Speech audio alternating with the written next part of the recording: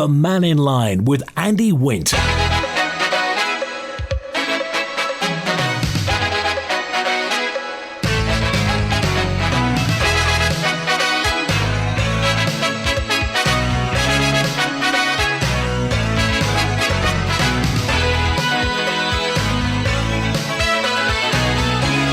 Hey, hi, good afternoon. Welcome to Mannin Line on Manx Radio. Open line through till 1 today. Text 166 177. WhatsApp 166 177. You can email the studio at manxradio.com. Call 66 1368.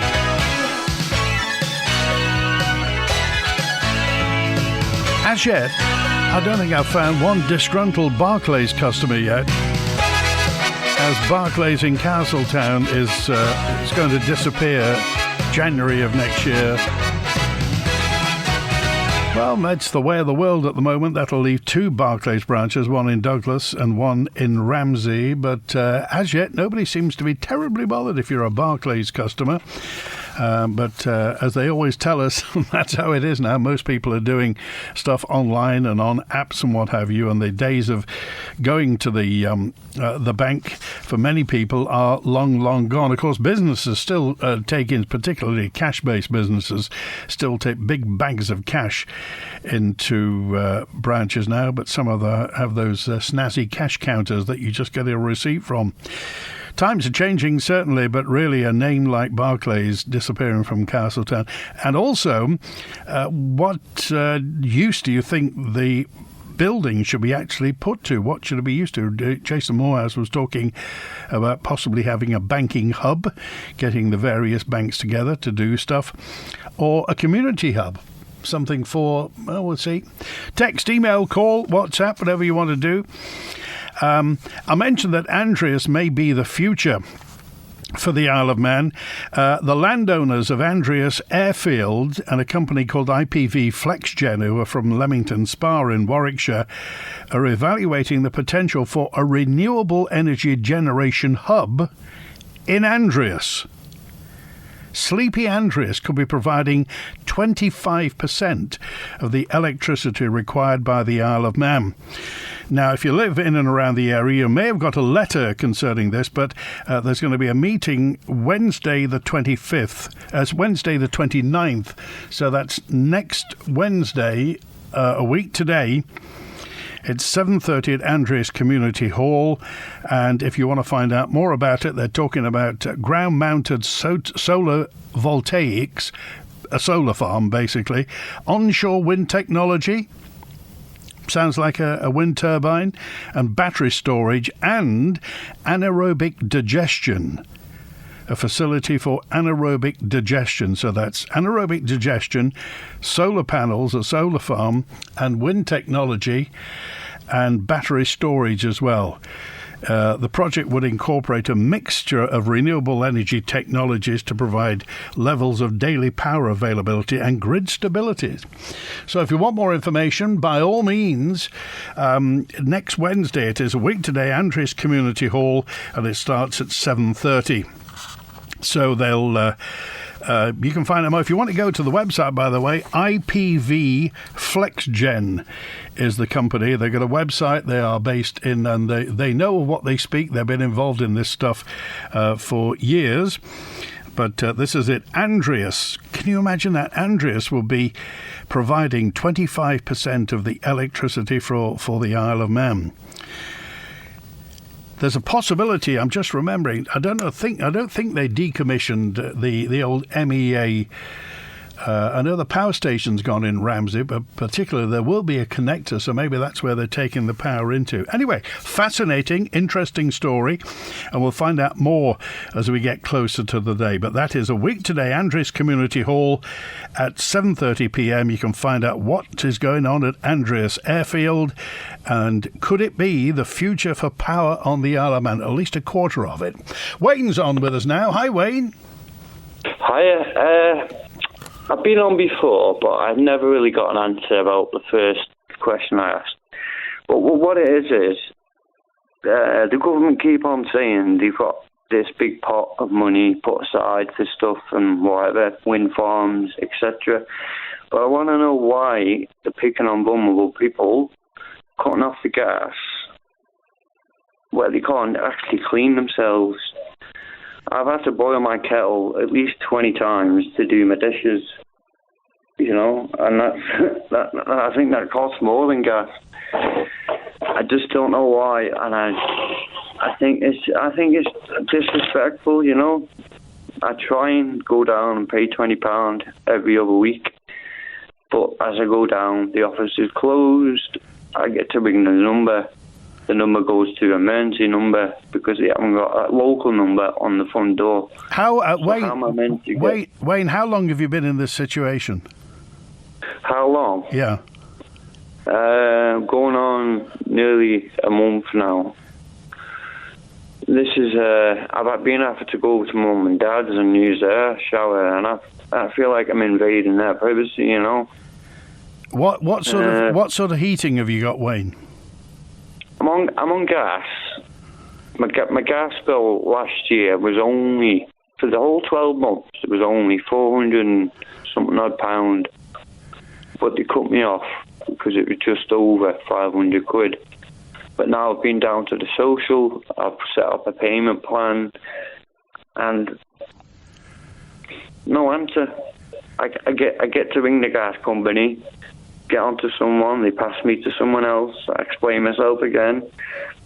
It's just it's a running circle, and I don't know why. And what do the social services say, Wayne? They're actually helpful. You know, I appreciate I get help from the government, benefits. Yeah, I'd love to get back to work, but not at the moment. I can't really do it, you know. I couldn't promise. Say, for instance, I got a job, I plaster it as a trade, and I said to me, maybe boss, I'd be in every day. That's not 100% possibility. Because I don't feel well. I wake up in the morning, I have to take medication just to feel okay, you know. But getting cut off, and my Wi-Fi as well. It's not just one thing. It was basically a snowball. So how did you? Is your gas back on now, or is it off? No, my gas is not on. What actually happened was, I turned the boiler on, and there was a red light flashing. So I phoned them up to ask them to come and service my boiler to turn it on or sort it out for me. But they actually came and turned it off, which is a bit cunning, you know. How much have they said it will cost to get your gas back on? How far are you behind, Wayne? Just under like a 12 months value. How much it cost for 12 months? Like I said, my 12 months gas bill was only 400 and odd pound, but they cut me off at 500 pound. I've been down, I've cycled down, and I've just gone nowhere. But I have been to the social, and they are trying to help. Well, they are helping, but the gas company seem to be shutting doors, if you get me. As you know, down on the quay there, you can't actually go into the gas place because the door's closed. Wayne, and they give you... Yeah, Wayne, how are you feeling at the moment? I feel okay now, so I've just had a shower with my mum and dad, but I just feel like betrayed, you know. I try and do everything correct, but yeah, just a sitting duck, you know. Yeah, but I mean, if you were back at work, or when you were at work, everything was fine, was it? You were covering everything and there was no problem? Yeah, you know, if I was to go back, I actually moved out of my house when I was 17. Got myself a flat, you know, paying the bills, raising my child, paying for food. But then it all went wrong, you know. Had a bad head injury, which I'm getting better with. A bad ankle incident in 2017. But the big one was the COVID lockup. which I still haven't got an answer for. I did get locked up. I did break it, but I only broke it because I went to the shop. But like everybody else was queuing up outside with masks on or whatever. So I don't see where I went wrong in that situation anyway. But going back to the gas, yeah, I'd just be hopeful that they actually turn up today and turn it back on for me. Because if I don't speak out loud, no one's going to hear me. Okay, all right. Wayne, let us know what happens today, would you? Would you give us a call back and let us know whether your gas gets put back on? Brilliant, thank you. All right. Thanks for that. If you live in Douglas, by the way, in Oncombe, Braddon or Union Mills, and have a total household income of less than £340 per week, from wages, benefits or pensions, the Douglas Coal Fund may be able to help. So that's Douglas, Oncombe and Braddon. If you live there, you've got a total household income of less than £340 a week. The Douglas Coal Fund is one of the organisations that may be able to help. Frank's on now. Hi, Frank. Hi, Andy. How are you doing, mate? Okay. Fine. Yeah, fine, thanks, yeah. Right, there's two things now I was going to say this morning. You just mentioned something about Barclays. What's happening? They're closing down the branches, are they? In Castletown, so there's only going to be Ramsey and Douglas left. Well, to be honest with you, I'm very upset at Barclay. I've been a Barclay customer. I had a Barclaycard, for 60 years. And a few days ago, they just cut it off. I pay by direct debit. I've never been overdrawn, never paid any interest, nothing in all that time. And they just cut it off and said, no reason, just cut it off. Did you ask them why that was? They wouldn't tell me. They said this decision is made and that's it, done. Is this one of those, because it's the Isle of Man and they can't chase any outstanding amounts here? Is that the reason for it? No, I've never paid interest in all them years. I've paid on direct debit. I'm not saying you're behind, Frank, but there was a case whereby I think some of the credit cards decided, because they couldn't chase any outstanding debts for whoever it is, that they've decided not to offer them to the Isle of Man. But they never told you why. No. They wouldn't give me a reason. Just said, I'm sorry, can't argue about it. It's a decision that's been made, and that's it. I'm not bothered about it, but I think it's a terrible thing to do. After 60 years being a customer, and never once overdrawn, never once owed them a penny. I don't understand it. But anyway, that was not the main reason I was on. Okay. The main reason is this wall they're building on the prom. When is this stupid government going to make another stupid mistake? Because I remember, and you do as well, that I used to walk down 20-odd steps down to the beach. And they're still there. All they have to do is dig the sand away. They don't need to build another wall. It's an absolute stupid idea. I know they've got to keep shifting the sand, but that's nature. That'll still happen if they build a wall. It'll be deeper. But that's all we've got to do is clear the sand, and the wall is high enough. Nobody's really come on from the people who are behind it to actually say what's going to happen when the sand builds up on the back of the wall, on the sea side of the wall, because inevitably that's what's going to happen. Of course it is, yeah. I mean, that's nature. It does that anyway, and it's built up over the years, and it's gradually decreased the height of the wall on the other side. But there's 20 steps going down to the beach. And they're still there. So what's the point in building a wall? It's utter stupidity. So why do you think they've done it, Frank? Why did they make a mess of the prom? Why did they make a mess of the swimming pool? Do you want to go on about how many stupid mistakes they made? I don't know what it's. I stood for the Keys in '86, so I got involved politically. I'm very, very glad I didn't get in because it's so corrupt, man. I didn't want to be part of it. But the thing is, Frank, I mean, at one time we used to actually get things right. They built a beautiful hospital. They built a brand new power station. The iris system, well, wasn't perfect, but it got built. All that stuff got built. Well, so you say a beautiful hospital. I wouldn't say it was a beautiful hospital. We got taken for fools again. £150 million it cost, because I went to the hospital in Liverpool and I had a machine put in my side to help with the pain that I've got. And it was a new hospital that had just been built to look after 2.5 million people in the Liverpool area. It had 150 beds. It had a children's section, 4 great big operating theatres, jacuzzis in all the bathrooms, and that cost 50 million. So why did ours cost 150 million? Makes you think, doesn't it? Yeah. All right. Okay. Good to hear from you, Frank. Okay. Thanks for calling. Happy. Bye-bye. Cheers now. It's 23 minutes past 12 on Manx Radio. Well, we heard yesterday, Tim Crookall was talking about the wall yesterday. Chris Thomas had a chat about the wall yesterday. Now, here's a man who knows of what he speaks. This is what Charles Gard thinks of this new wall. We're standing by the War Memorial. We're leaning on these excellent railings that have been here for about 90 years.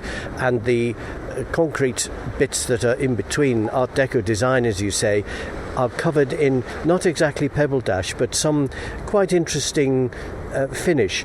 The smooth concrete, I just don't know. I don't particularly like it, but it's obviously the most economic. It can be made into moulds and fitted there.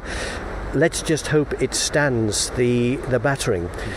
The power of the sea is just extraordinary. If I may just mention this sea wall from the sea terminal down to the War Memorial here, this is about 90 years old. This was put in the 1930s. It is battered every year, all year, in the summer and in the winter, and yet it's as solid as anything. It's an incredible construction. You look at the pier, the promenades in Castletown, Ramsey, Guernsey, they've all been smashed up repeatedly. So somehow they got this right 90 years ago. Let's hope that the new construction is as secure. That's Charles Gard and his view of the new wall that is going to be. Nobody's answered what's going to happen then.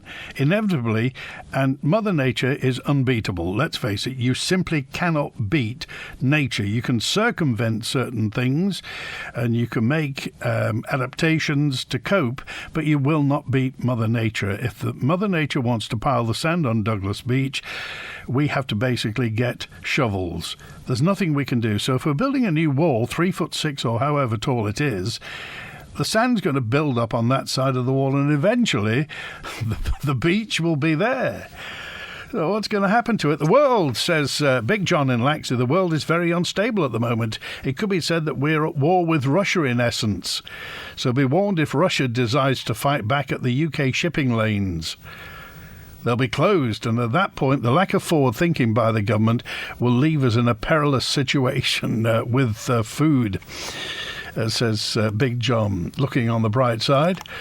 And a message, not much coming from anybody, MHKs and Castletown commissioners at the moment, with Barclays closing like they were when the Isle of Man Bank was closing. Well, Jason Morehouse talked about what could possibly happen, what's going to happen, what they may actually put in place. No coincidence that the Isle of Man Energy, Joe Cox is the boss, by the way, closed the Isle of Man office before embarking on the disconnections, says Kevin in Port Erin. Well, you may have heard quite a forthright speech yesterday by the departing chair of the OFT, John Wallenberg, who said that he spoke to the managing director, not of Isle of Man Energy, but International Energy, which is the company that owns Isle of Man Energy, based in Jersey, and said he spoke to the managing director and said the managing director will see every name, every potential disconnection will go across his desk.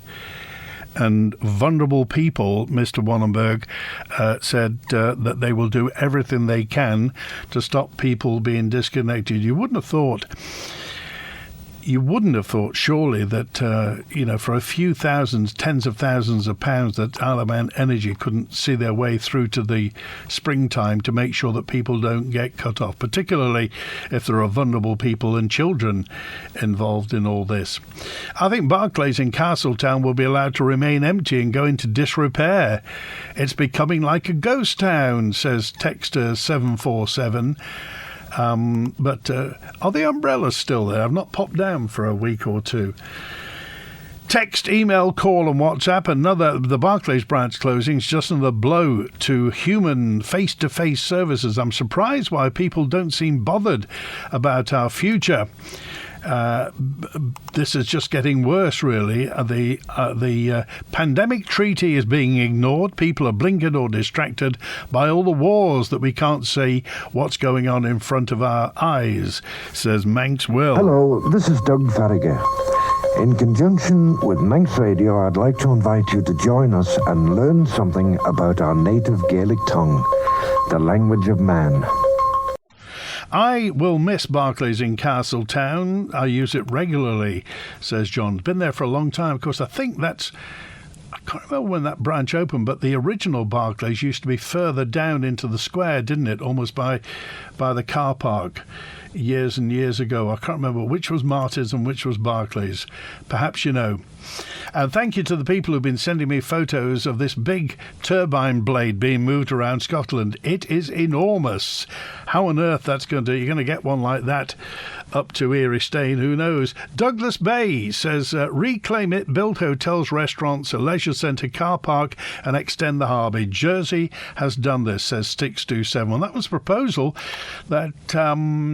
that was Mike, by the way. The proposal that Peter Carron, former Onken MHK, had, which was to actually take Douglas Promenade way out, 300-400 yards way out into the... Let's face it, nobody goes to Douglas Beach anymore. Gone are the days when 35,000 people would take a deck chair on there. If you get 35 people on Douglas Beach, you'd probably be lucky, even at the height of summer.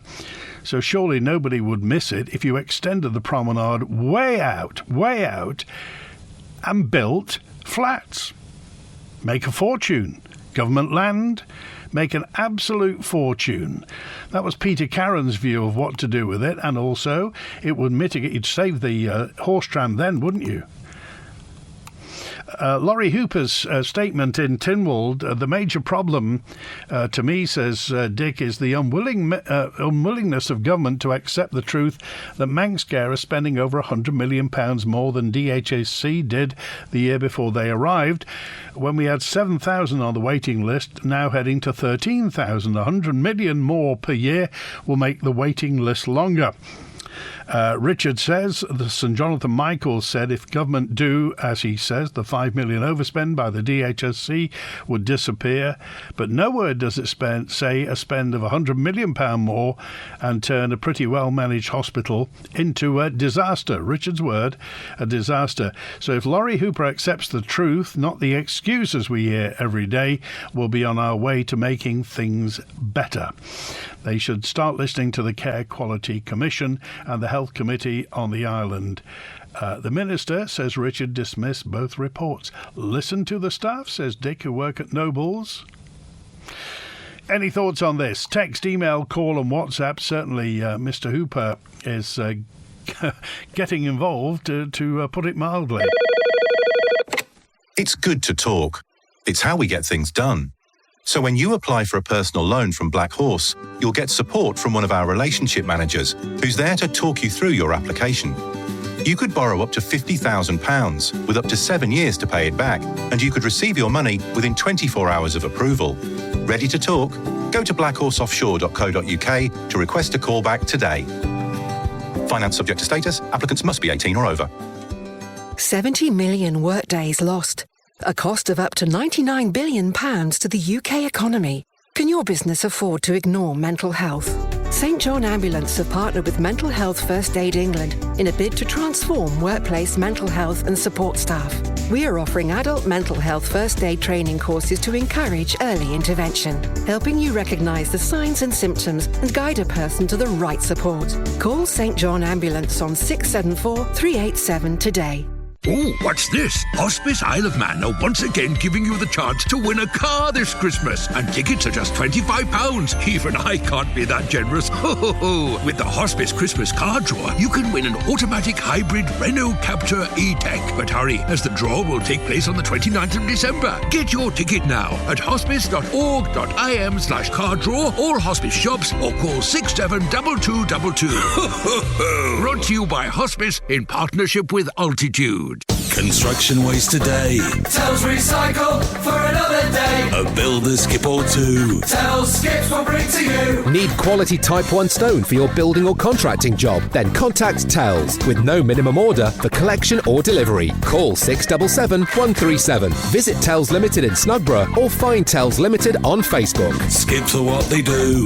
We're the guys that hire one to you. Call Tells Skips today. 677 137.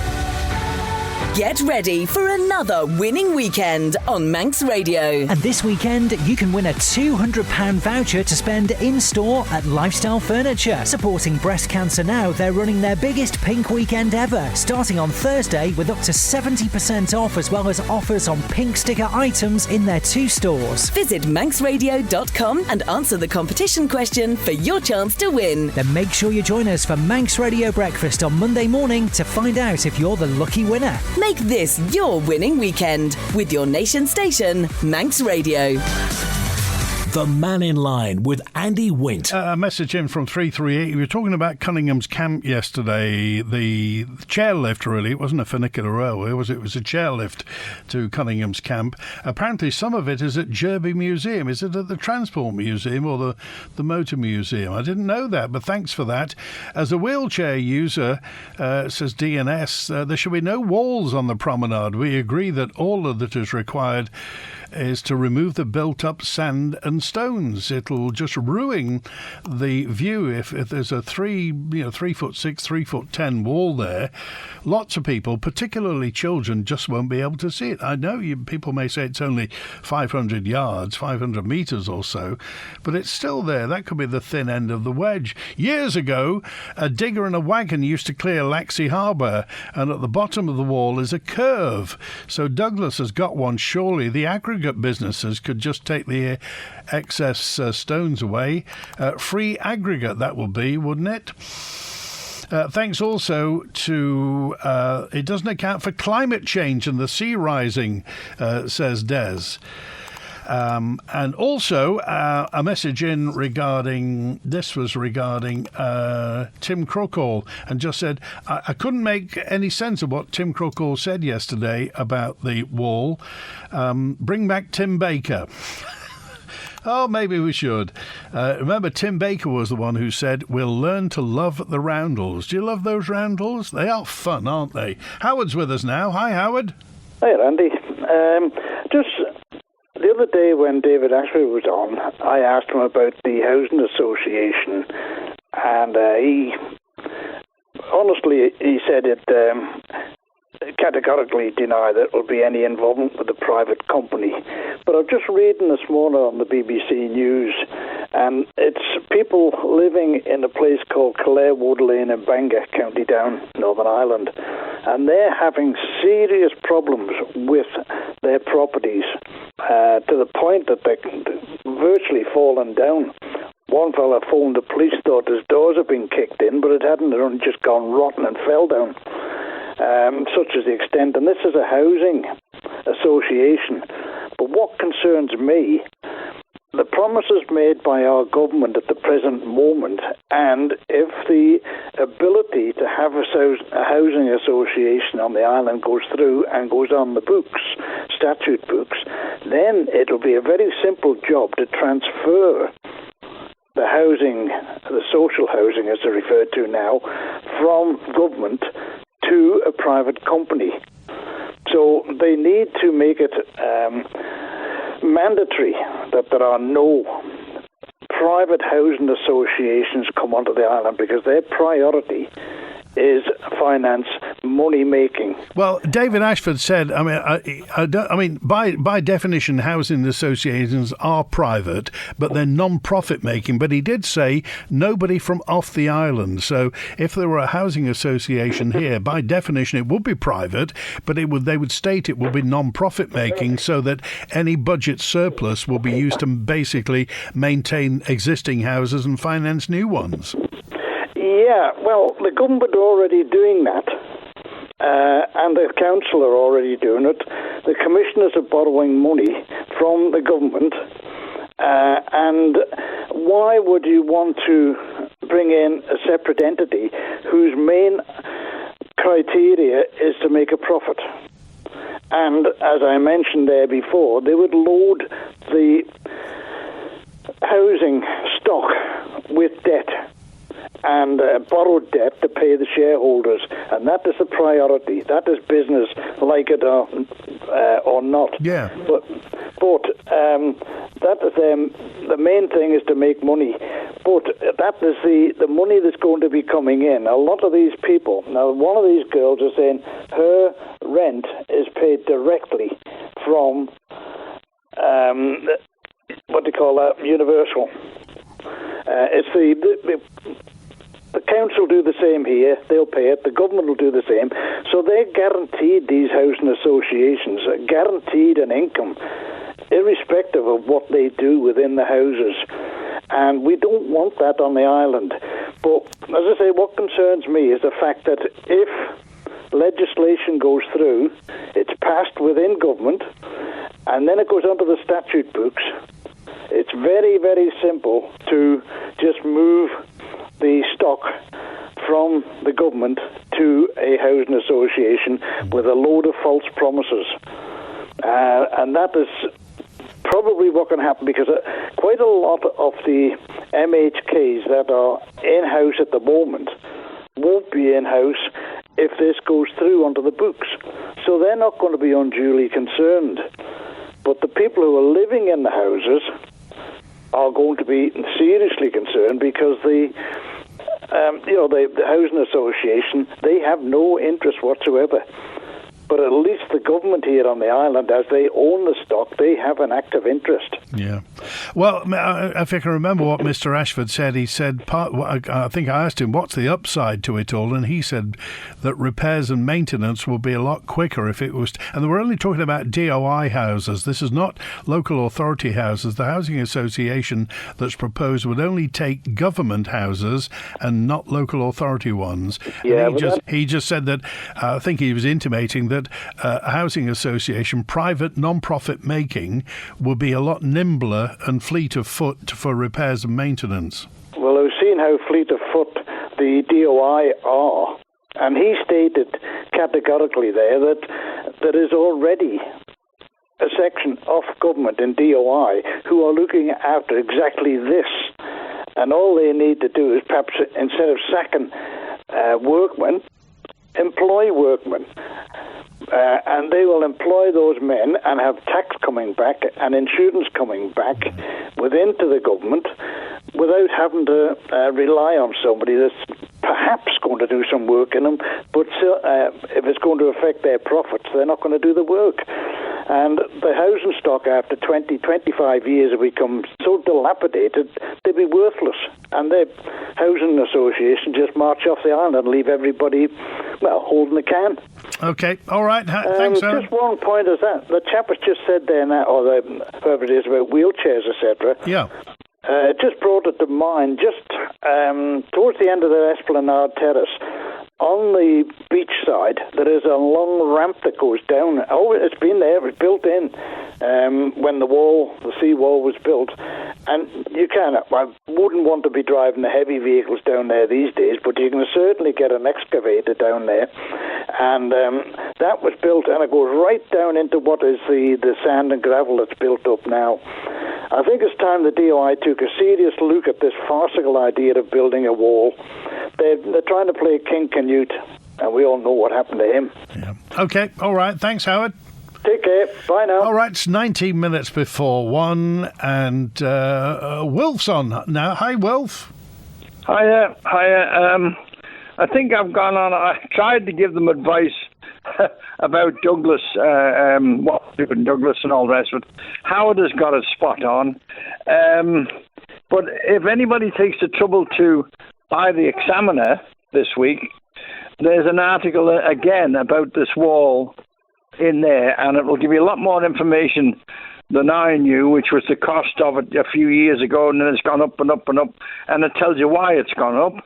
It doesn't say, I don't think, who instigated it in the first place, but I'm just keeping it short now because I've said enough about that one.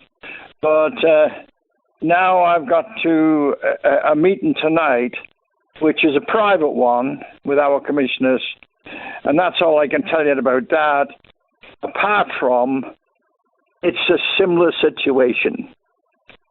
I've got to fight for Ramsey Beach now. Okay, let me. I'm going to ask you one final question then about Douglas Beach, Wilf.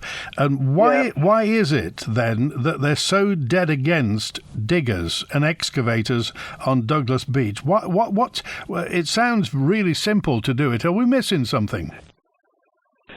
Well, all I can say, and I don't know whether I get in trouble or not, there's backhanders going there somewhere. You can't say that, Wilf. Oh, I've just said it, and there you go. Yeah, well, okay, that's. Well, there's something at the back of it.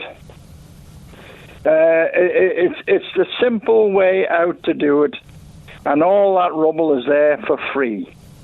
And otherwise, you've got to go down the Point of Ayr, and you've got to dig it out of the ground, crush it, and all the rest of it, cart it for all that distance back up to Douglas, and there it is on the job. It's there for you. All right, okay. We better go before we get each other in trouble, Wilf, okay? That's it. Right, okay. Good to hear from you. Mike's on now. Hi, Mike. Hello there. I'd like to play devil's advocate on this Douglas wall. Right, Charles Gard is a very respected man, but first of all, I'd like to correct him.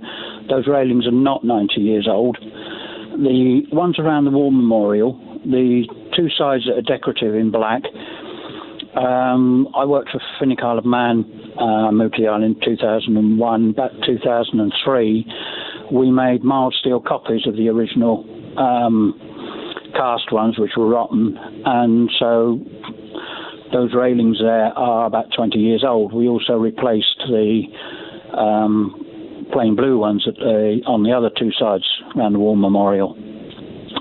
So they won't last as long as cast, but they are a lot newer. The rest of the promenade, those railings, blue, just standard railings in between the concrete posts, again, they're not the original cast railings. They're mild steel. They've been powder coated, and last time I looked on Queen's Prom, they're going rotten already, so they need replacing. I'm guessing they've been in about 30 years. So if we're going to replace the railings anyway, why not replace them with a wall? In Peel, there was objections. They put some concrete wall in replace of the railings up by Split Corner. Admittedly, are not 4 foot tall. It stopped a hell of a lot of sand coming onto the road and onto the cars, etc. But they still dig it out. They redistribute the sand. Now, I can agree with people who are ringing in saying we need to move the sand. But whether you like it or not, and I think it's a natural phenomenon, we have got the sea waters rising. So even if you dig it away, we're still going to get higher seawater. So we're going to need some extra defences anyway. So if we're replacing the steel ones, let's replace them with a concrete, maybe not 3 foot tall, but 4 foot tall rather, which is what 1.2 metres is. But let's just be sensible. So, but what about the aesthetics of it? I live in Peel. I got no problem with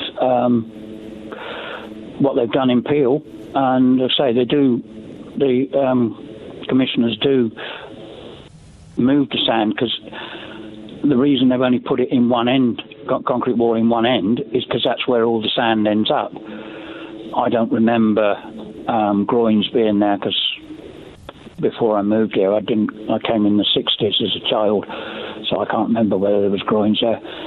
But they do have to redistribute the sand, and they do it on a regular basis because it builds up in that corner, which is why they put concrete walls there, and it has stopped it all going onto the road, where it has to be cleaned off the road. Okay. All right, Mike, appreciate your call. Thanks for calling today. Okie doke. Cheers now. 14 minutes before 1. Whatever your business, whatever its size, you can always rely on the island's leading fuel and oil supplier to keep you moving. Ellen Vannin Fuels, powering the island and powering industry. Call us on 844 000. This Christmas, support local with festive delights from Manx producers. Visit iomfoodanddrink.com/Christmas to get inspired and find superb gifts for family and friends. Taste the difference, share the joy. Nolik Geno, Isle of Man.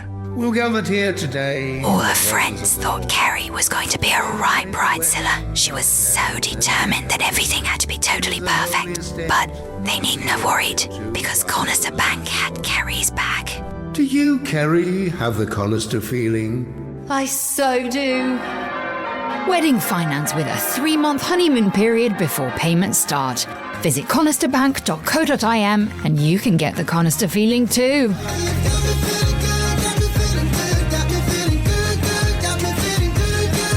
All loans are subject to status. Terms and conditions apply. Early settlement fees apply. Looking for a great night out? Something a little different? Then join us at Mannin Hotel as we pay tribute to some of the best music acts in the world. Get your blue jeans on for our Neil Diamond Tribute Night on Saturday the 2nd of December. For only £195 per couple, enjoy a night of your favourite music, a 3-course a la carte dinner, plus overnight stay and breakfast. Book now. Visit manninhotel.im or call 602 555. Manx Radio Breakfast. And we're here every weekday with the morning's main stories. It's such an important topic that it's important that we get it right. Probably would have bought us 6 months. They're more in tune with the people of the Isle of Man. We'll bring you the weather for the day ahead. You can see the wind strength getting much stronger. The latest travel news. And these lines are causing some major delays for you this morning if you're heading into Douglas. Our daily quiz. Sound bites. And plenty of other topics. Here's a slightly personal question. Face, bum or bit in the middle? Manx Radio Breakfast. Back tomorrow from 7:30. The Mannin Line with Andy Wint. And David's with us now. Hi, David. Hi, Andy. I think the point that's been missed over the wall and moving the sand argument is if you remove 2 metres of sand, you might stop the stones coming out, but you won't stop the water because you won't change the water level. The water level will remain high, and all this means that high tide people could go swimming from the pavement and dive into 2 metres of water. But the water level won't go down if you drop the sand. The water doesn't drop in the harbour when they keep the berthing bays clean of silt. Yeah. To take the silt out. But that doesn't drop the water height on the wall. It's yeah, but if they're going to build a wall, surely the sand will just build up on that side of the wall anyway and eventually come over the top of the wall. It will, but it has, first time I came to the Isle of Man was in the 50s as a 12-year-old. I can remember going down the steps to the beach. So it has taken 70 years to get from that level till now, so it would last. It's taken an awful long time if they took 2 metres out, but it's not going to stop the water when the wind's the wrong direction, flooding the promenade and closing the promenade. So would this wall bother you? No, but I think a block wall wouldn't last 2 winters. I think it would have to be a reinforced, probably a poured concrete reinforced wall, because a block wall, the blocks would get broken up after a couple of stones. And do you think that's where it'll end, just this 500 metres between the War Memorial and the Empress, or do you think that's just the thin end of the wedge? I think it's probably the thin end of the wedge. They seem to do, the present government seem to do too little too late. And what do you think about this idea? I mean, it was an idea put forward 10, 15 years ago that we just cut our losses, extend the promenade out 400 yards into the bay, reclaim the land and build on it, and just put a higher wall out to sea. Well, the Dutch are doing it all the time, aren't they? Their main airport, I think, is 9 metres below sea level. It's just cost. We probably haven't enough population to justify the cost. That's the problem with most of the schemes. They're great at coming up with ideas that costs more than we can cope with. You know, it's just money to achieve very little each time. I just also wanted to mention I noticed I got the inflation figures 2 weeks ago. All our electricity at the moment is produced by gas. According to the government figures, the gas price has dropped 37% in the 12 months up to the end of October. In the same 12 months, our electricity charges have gone up 34%. So what the hell are they going to do when they use wind, which is totally inefficient, total waste of money? David, I just want to ask you one question about this, and that is, you talked about, visiting the Isle of Man in the 1950s, and the Isle of Man's been through some tough times, particularly in the early 1980s, but we then got a government, Miles Walker and the cohort there, who were very ambitious. Now, do we lack ambition nowadays, or are we hemmed in by circumstance? Are we doing the right thing? No, I don't. It all went wrong. I remember talking to Alan Bell when he was finance minister, and he was very conscious there was two definite choices of route to take. One was to follow everyone and under-regulate, and the other argument was to lead everyone and over-regulate. And it's very obvious now. I said to him at the time, you're going the wrong route. The whole problem now is the finance sector is dysfunctional. They get all these inquiries, which I knew about 9-10 years ago when I was working, sick dealing with inquiries that go nowhere because they can't even open bank accounts now efficiently. I give you a quick example. They admit now, Lloyds admit, RBS half admit, it takes 12 months to open a corporate account here unless you have inside connections. I'm just back from Canada. I spent 6 weeks in Canada and happened to have a chat with a banker. And Bank of Montreal, I asked him, how long does it take to open a commercial or private account? He said, you've hit a bit of a point here. He says, it's a point of contention with the board. He said, we're on 3 months experimental to get it down from 40 minutes to 30 minutes to open a new account. I'm trying to change a mandate since last February in Isle of Man Bank. And because everything goes to Jersey and takes 6 months to come back, Jersey are just making a nonsense of our finance. I appreciate the call, David. Thanks for calling today. Cheers, Andy. Good to hear from you at 6 minutes before 1 on Manx Radio. We would appear to be at something of a crossroads, and where we get to in the future. We've been hit by various financial problems. COVID was a big one, of course, the financial downturn, and go way back if you want to 9/11. The world changed when 9/11 happened. But I just wonder whether you think we are living ambitiously enough, whether or not we need to make some sort of statement to make our way in the world. And who knows if it turns out nothing we can do about it, but there may well be a Labour government in the UK, or perhaps a Labour Liberal Democrat coalition over there this time next year. So who knows what they're going to do then. They normally get excited about the offshore jurisdictions, and perhaps there'll be another inquiry, but we don't know. We'll find out more, by the way. Got lots of messages in regarding this Andreas airfield thing and what's going to happen.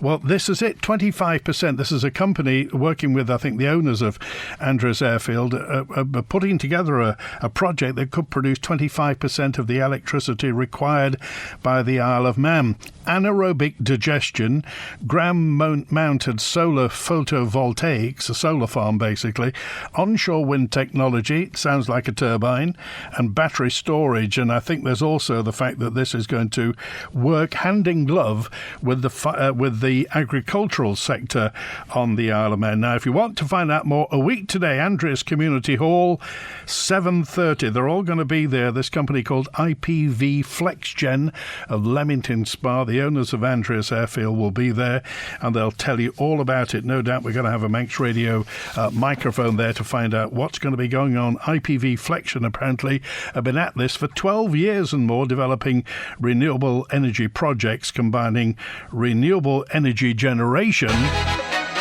and intelligent energy storage, a battery. The project, by the way, is going to be entirely private funded, no public sector funding from the government or the taxpayer. Well, that's what we like to hear. Quick word, the storms have brought lots of rubbish onto our beaches, so Beach Buddy's going to be at Pool Vash in the south of the Isle of Man this coming Sunday, 10:30. So if you want to pick up some rubbish with Bill Dale and his band of Beach Buddies, meaning bags of bad stuff, thanks to the Gorn family. Probably had the kettle on, the Gorn family at Pool Vash Farm. So that's this Sunday, 10:30 in the south of Pool Vash. Pick up that bad stuff from the beach. That's it. Thanks to Chris Quirk on the phones today. And thanks to you for tuning in. Back tomorrow live from Ramsey Grammar School. WINT